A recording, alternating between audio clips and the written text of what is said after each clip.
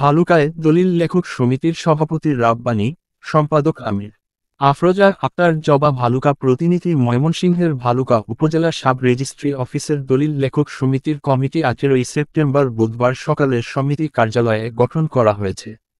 মোহাম্মদ মোকছেদুল আলম রাব্বানীকে সভাপতি ও মোহাম্মদ আমির হোসেনকে সাধারণ সম্পাদক ও মোহাম্মদ নাজমুল হোসেনকে সাংগঠনিক সম্পাদক করে কার্যকরী কমিটি গঠন করা হয়।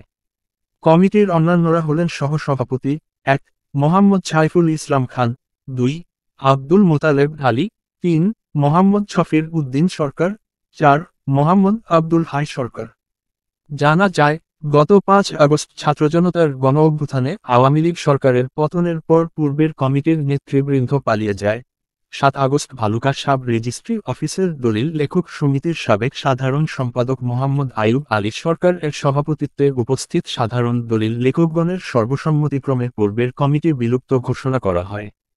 আজ 18 সেপ্টেম্বর বুধবার সকালে ভালুকা দলিল লেখক সমিতির কার্যালয়ে জরুরি সাধারণ মিটিংয়ের আহ্বানে সমিতির মোট 204 জন সদস্যের মধ্যে 171 জন স্বাক্ষরিত রেজুলেশন ও কণ্ঠ ভোটে মোহাম্মদ মোকছেদুল আলম রাব্বানীকে সভাপতি ও মোহাম্মদ আমির হোসেনকে সাধারণ সম্পাদক ও মোহাম্মদ নাজমুল হোসেনকে সাংগঠনিক সম্পাদক করে কার্যকরী কমিটি গঠন করা হয়। নবগঠিত কমিটির সভাপতি মোহাম্মদ মোকছেদুল আলম রাব্বানী জানান, নতুন কমিটির বাকি সদস্যদের নাম পরবর্তীতে জানানো হবে। আফরোজা আক্তার জবা, ভালুকা, ময়মনসিংহ।